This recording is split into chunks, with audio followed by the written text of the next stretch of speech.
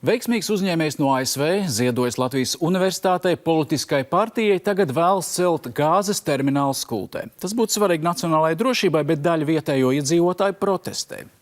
Kas ir latgaliešu izcelsmes uzņēmējs no Teksasas Pēteris Ragaušs? 1-1.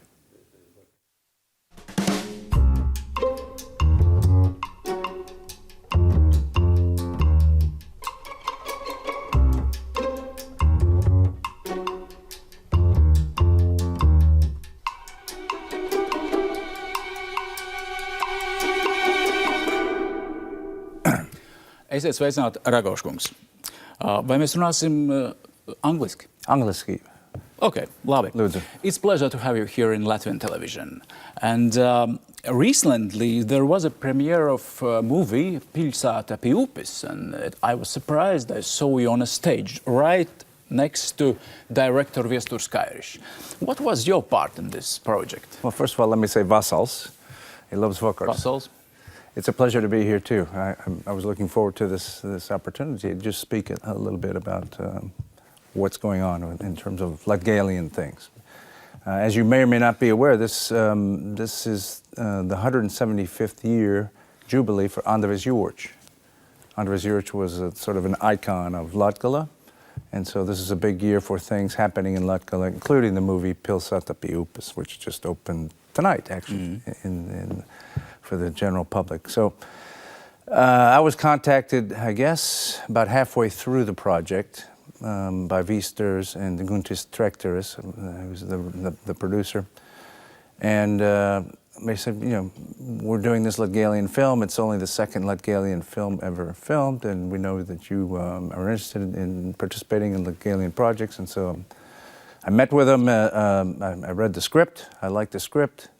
And it's particularly touching for me because this is more or less the same experience as my parents and grandparents went through. Physically, it literally went through at the same time. So the character Ansis, I did a little bit of research. He was born around 1921, which puts him, you know, in his 30s around that time, in his 20s and 30s. And it's around the same age as my father. Maybe my father was a little bit older, maybe my mother was a little bit younger, but it's interesting to see the parallels between, you know, what young people would have gone through in yes. You like the script and you decided to contribute to this. Yeah. So they needed a little bit more money. It's a decent budget film. It's about $1.5 million.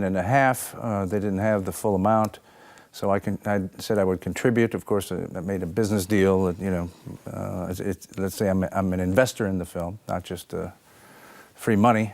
So if the film does well, then maybe I'll get my money back. Maybe I'll make a little bit of money. So, okay. And if it doesn't do as well, then maybe I'll lose some money. But generally speaking, it really was a show of support for the film, and let's say it got us to the finish line, which is where we are this week. So it was very kind of Gundars Reders to invite me on stage. We had a nice Pirmizrāde in Kraslava. And I gave a little speech in Latgalian, had to read it, of course, but that was a really nice event. So this week has really been special. Okay. So you like the script. How do you like the outcome? How do you feel you will get your money back?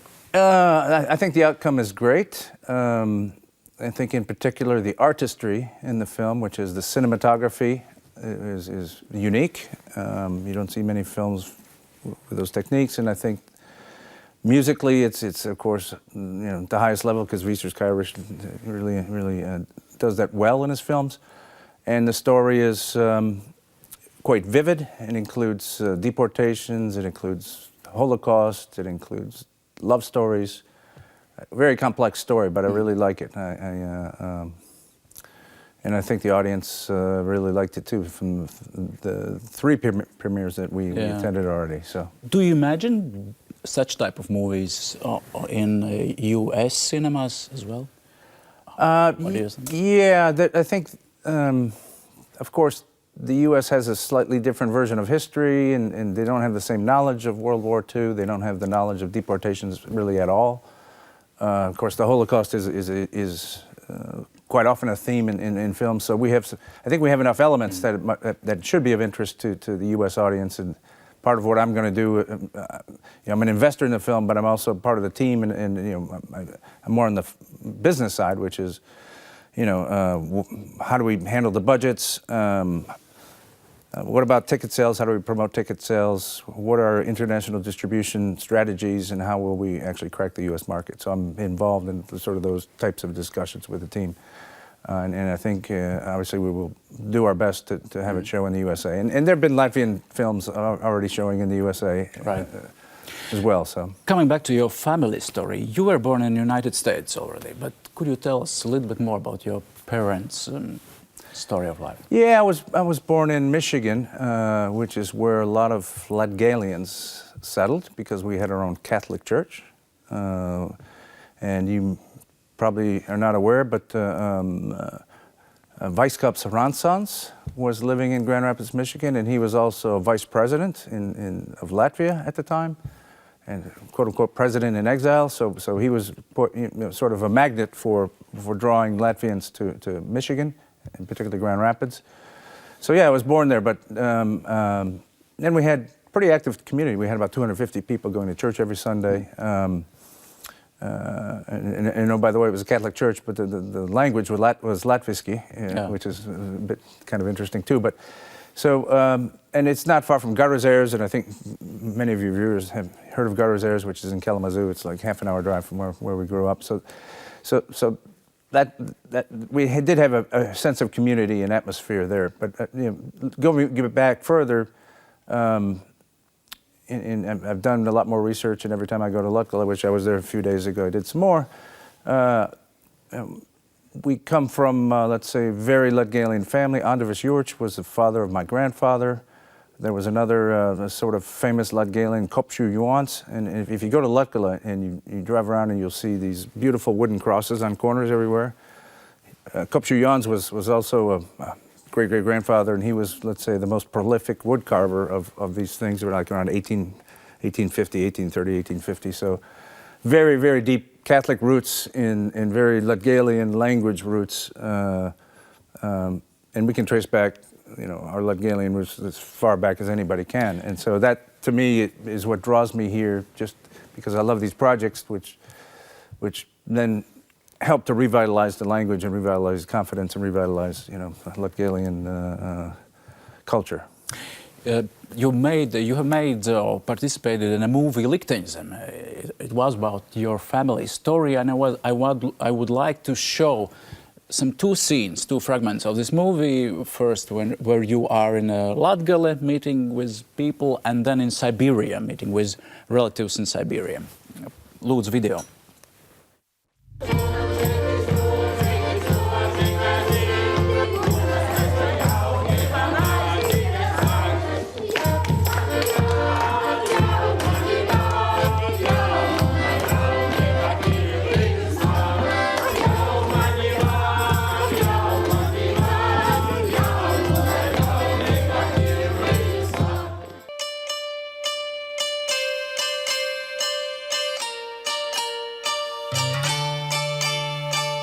С одной стороны земля круглая, мы с одной стороны, вы с другой стороны. И мы живем на разных концах земли, а лица похожи.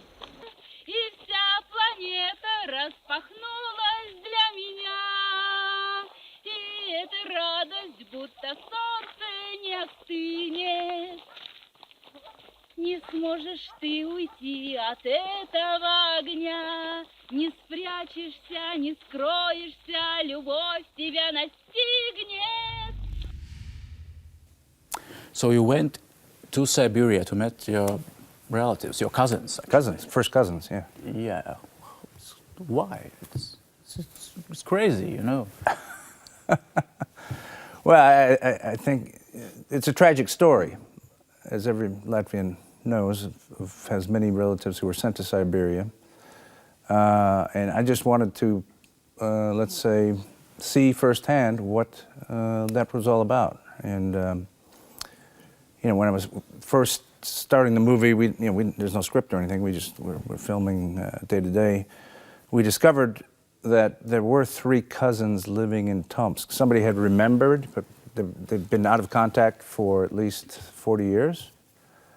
And then about in the middle of the filming, one of my cousins went to Vkontakte. Yeah, Vkontakte. In internet, a social network? Social network in Russia. And she was just playing around, and she put in Ragaušs, but in Russian characters. And sure enough, she found, the Facebook page, effectively. Facebook page from Vilani was sort of the background of my cousins, because they sort of put a page in, hoping someday a relative might find him.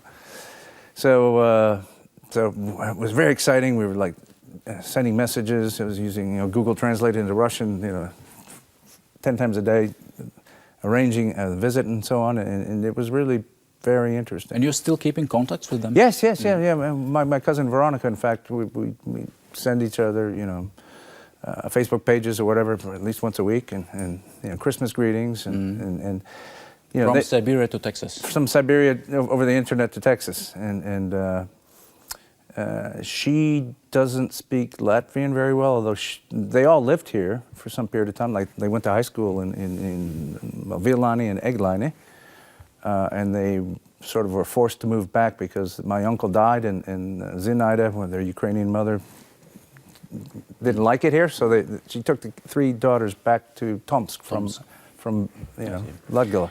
For you, first time when you visited Latvia was in 1989 during Perestroika or Atmoda with your mother. What was your first impressions here? What it looked like here in Latvia?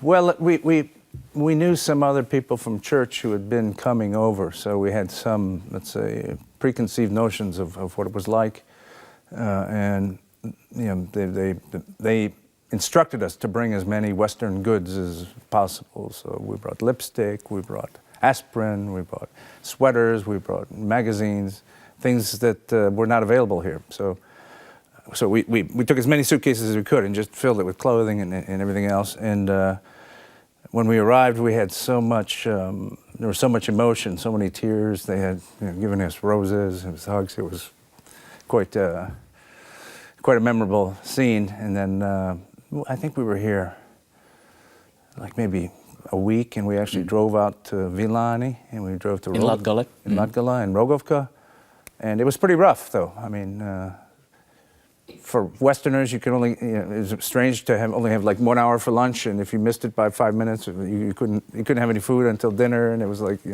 what? And you'd get mineral water, and it was full of like floating particles. And I mean, it was like these little things that you remember. But at the same time, these were the warmest people. We were drinking, singing, and for my mother, after coming back since 1944, was a huge experience for her. And then she saw the Lenin monument outside the Hotel Latvia, and that really upset her one morning. And just little things but I'm still in touch with these cousins today. They're coming to a party of mine tonight. So in '90s, you didn't decide to come back, or I came back once, 1998, I think it was, Song Festival time, with my wife at that time, and then I just got busy with children and career. I moved to London for 8 years, and just. I had cousins visit me, but I wasn't that involved, and then I decided to start coming back in 2014. 2014. It was your time to come back. But coming back to your career and your first steps in a field of engineering, I found old American Latvian newspaper likes. There was a little article. We can see article where in 1980 there was Pēteris Aloizs cum laude with distinction, got a degree in mechanical engineering and got a job in Nashville.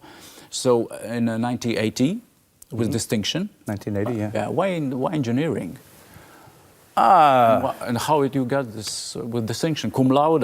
That was just personal choice. I was always, I would say, very good at mathematics, and I was curious about the physical world, and I wanted to understand the physical world, and I thought that an engineering degree would do that. Plus, engineers were paid very well coming out of college. It's one of the highest paying careers. It's also one of the most challenging, I think, academic programs. And I really liked it. I really did. The last couple of years, I think I got straight A's, and that's why but that because I enjoyed it. It was really interesting to me. So that's how the cum laude came about. So first 2 years I was partying a little bit too much, but last 2 years I was studying like crazy, and it worked out well. So. And then British Petroleum, Baker Hughes, Apache Corporation now, these big oil and gas companies in the United States. Right, correct. And now you're in the board of Apache Corporation. Yeah, I'm a director of Apache Corporation, which is a big oil and gas company, and also the Williams Companies, which is, we run the largest natural gas pipeline in the United States. Basically, it goes from Texas to New York. Recently, politician Jānis Bordāns on social networks said that Pēteris Ragaušs is the richest Latvian in the world. I think that's an exaggeration. Absolutely, yes. Yes. How big exaggeration? I've done well in my career, and I've retired, comfortably. But yeah, even in our network of honorary consuls in the United States, they're very successful people. Philadelphia, Los Angeles, Detroit, Chicago. There are successful business people who are Latvians. And you are one of them. That's how you want to measure it, but okay. Yeah. Have you? I think you were were approached of different Latvian politicians time to time, and they seek for some donations or contributions. Why did you decide to support a new conservative party? Well, it's a stretch to say that I've been involved with Latvian politicians. I was introduced to Jānis Bordāns by friends. And we started talking, and they were making a trip to D.C., and they met with some conservative groups and think tanks in D.C. I went along to a couple of the meetings. Jānis made a spectacular presentation at the Americans for Tax Reform, which is like an NGO, let's say, about the conservative principles of the party, and I was impressed with that. So.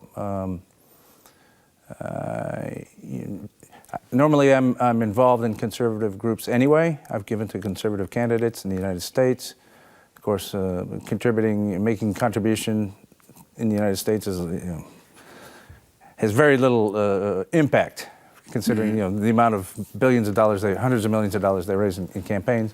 So I thought I would, let's say, participate in the process in Latvia, and maybe that would have a bigger impact than.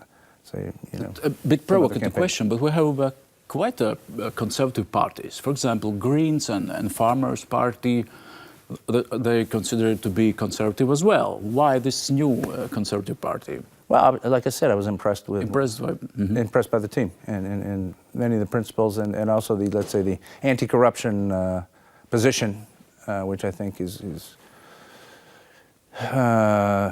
helpful in the context of Latvia. So. To me, that was also an interesting contributing factor.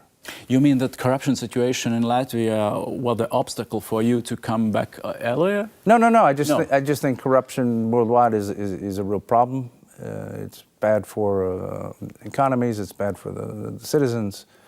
It sucks energy out of the system, and it's generally a bad thing. So, to the extent that someone can actually combat corruption, I think that's a great thing. You have an idea to build, actually not just an idea, it's quite a real project to build a liquid gas terminal in Skulte. We will talk about that after a short break.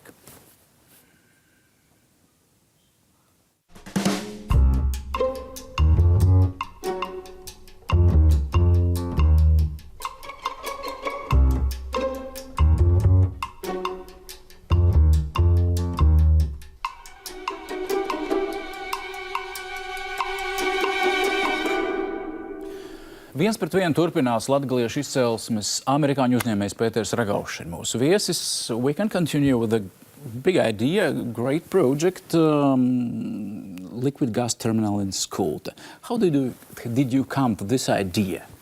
It wasn't my idea, actually. Okay. The idea's been around, I would say, 6 or 7 years. There was an engineering company that was deeply involved in LNG, and one of their engineers came up with this idea that they could build something very efficient, very simple, linked a terminal linked to Inchocons. So if you look at the map, if you had a blank piece of paper, it's obvious that with Inchocons, which is the only big storage field in the region, and it's a big storage field. It's even big by U.S. standards. I mean, it's 2.3 billion cubic meters. It's the third largest in Europe, and it's really a treasure that Latvia has, that Lithuania does not have, Estonia does not have, Finland does not have, etc.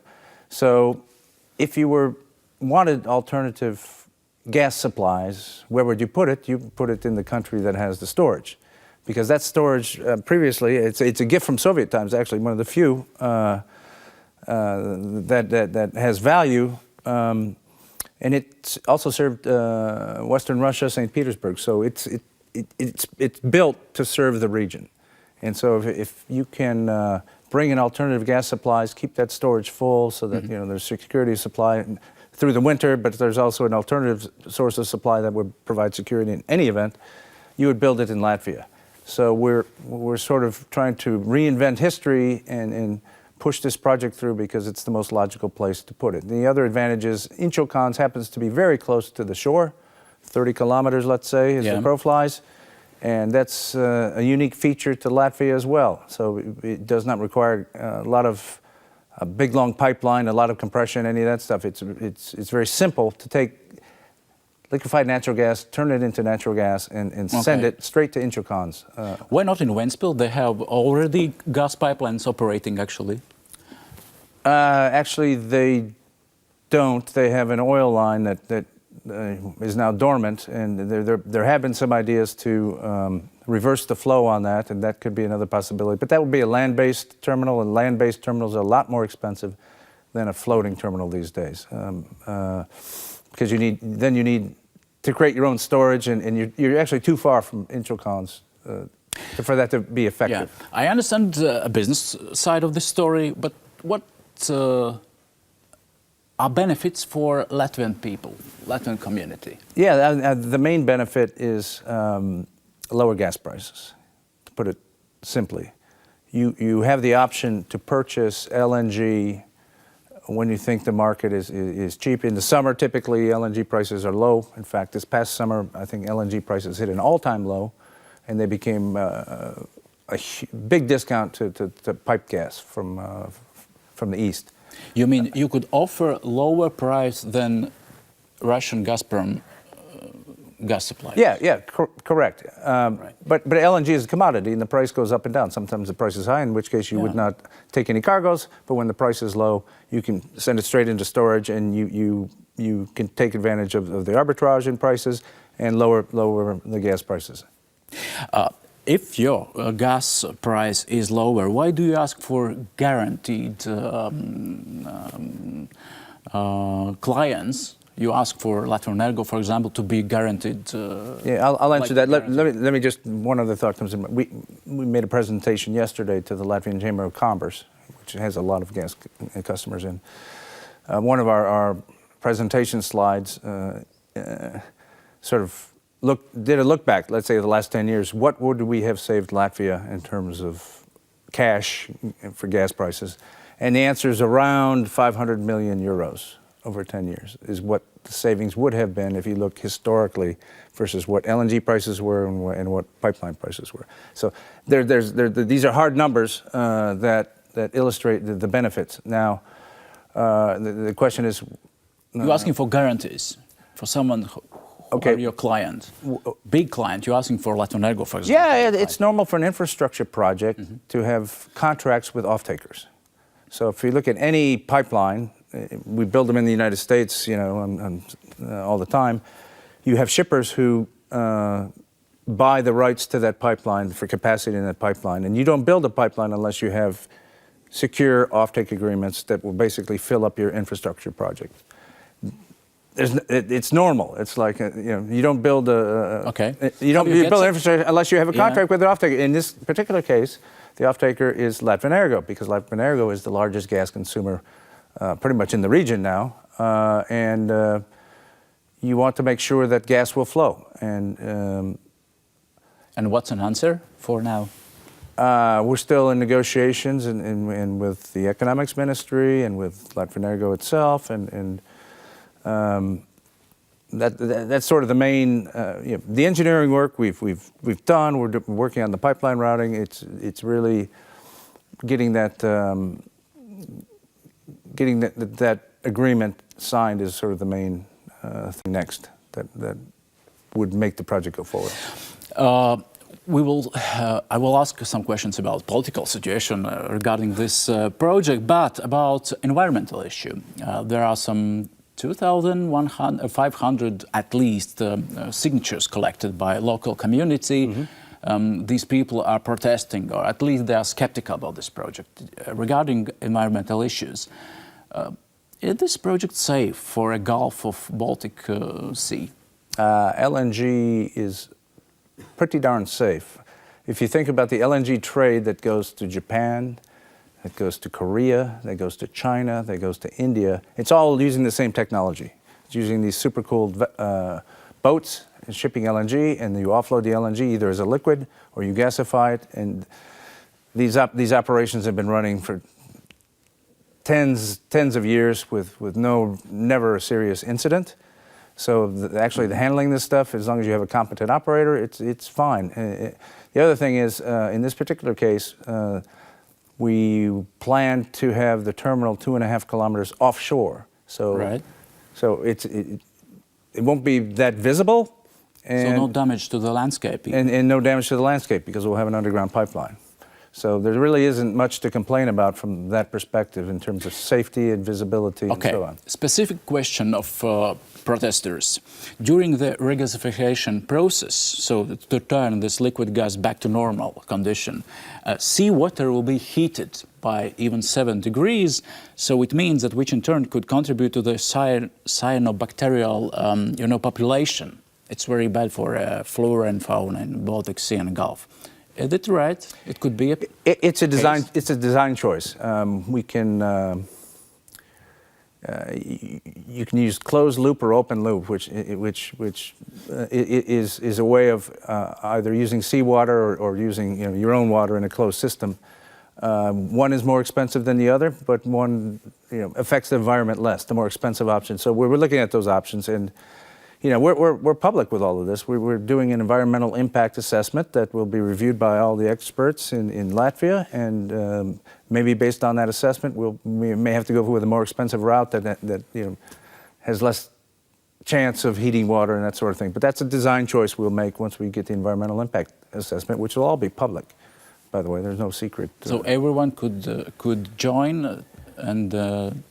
Take their position and say. Well, ultimately, it's the agency, it's the regulator who decides and decides whether or not the project is environmentally acceptable or not. It's normal, right? It's normal. So this is underway. Yeah. Have you met Prime Minister talking about this project so far, Mr. Kāriņš? Yeah, I had a short conversation with him in D.C. last summer. Mm-hmm. But yeah. What's the outcome of this conversation? So you will recall that Secretary Perry was here in October, and we also had a gas conference at more or less exactly the same day. And Prime Minister Kāriņš said to the group that we have a chance to even build an LNG terminal in Latvia, and we're studying it. So the public discourse is more open. People are talking about the project. It's being talked about in Saima. It's being talked about on TV shows. So it's good that people are debating it. And ultimately, that debate will arrive, I think, at the right conclusion. Okay. Are you still asking the government to give this project like a status of the national interest? For terminal, so since its construction could not be jeopardized by the objections, let's say, of municipalities, local municipalities, or people. Yeah, but there's still experts making the decision on whether to go forward. But you want that kind of status? Well, we're not in a position to ask for it today, but obviously it would be beneficial to the project to not delay construction, that sort of thing. So, have you found a strategical investor for now? We found people who are ready to invest once we get our agreements buttoned up. We've had Asian groups in Riga, more than one. We've had European groups in Riga, more than one. Last week I had an American group in Riga. We've got another American group that contacted us recently who is involved in these smaller scale LNG projects. So and we've had traders, big oil traders, LNG traders, interested in the project, and you know they're waiting for more definition really on the agreements. So no signed agreements yet, or? Oh no, well the main agreements with the off-taker. And how about Southern Korean company Kogas? They are involved in this project or not? They've shown interest. Yeah. That's what you can say about that. Yeah. Okay. It seems like coincidence, but I saw in this premiere, Pilsēta Pi Upis, the man Juris Savickis at the premiere, he was there, you know, he's close associate of Gazprom business here in Latvia, actually. Have you met them and talked with him about this project? Not seriously. I think he's with his... Now that Latvia's Gaza has been sort of broken up into pieces with Connexus, Baltic Grid, and Gaso, I think he has less interest in the gas business. But you know, he's not part of the project. He's not part of the project. Correct. But have you ever felt kind of pressure to step back from this project? Because you know we have some rumors because this place of Latvia is like a kind of place of geopolitical battles about gas and energy and so. No, I have not felt any threats at all. Not any pressure. No. And what is the time you are going to finish this project if everything goes? Well, we want to give a signal to the market. The market being, let's say, the Baltic market plus Finland, that we have the most cost-effective solution to bring LNG to the region, and we can use intracon storage. So the sooner we get going, the better. But I would say we would want to have construction ended sometime in the end of 2023, end of 2024. 24. 23 or 24. I mean, it just depends on timing. Okay. Coming back to local community, I just know that in some countries, for example, in Germany, if you are building, for example, wind parks, then you are paying kind of some extra payments for local community for the damage of environment or damage of landscape and so on. Have you thought about such kind of policy in We've had discussions with region? Skulte port. And they're obviously enthusiastic about the project, but we haven't talked about any sort of deal sweeteners and that sort of thing at this point of what they would sort of demand for the use of the port. We haven't gotten into that level of specifics. They've shown interest, actually taking some interest in the project, but maybe a small equity piece, something like that. But we haven't gotten to that level yet. So it's on the way. Coming back to the United States, you mentioned you always supported. Just want to know your opinion. You always supported conservative politicians in the United States earlier. How do you evaluate Donald Trump's activities so far? How good he is or bad he is on his position? Well, I would characterize he is running under the Republican platform. He's not a conservative. Why not? He's just not. He's more, anyway, he doesn't carry the same conservative values of the candidates that I supported, but he is the president. I think many of his policies have been very good. The stuff he's been doing behind the scenes on defense for Latvia, for example, the things he's been doing with the Department of Energy and pushing LNG, which is a huge departure from the previous administration.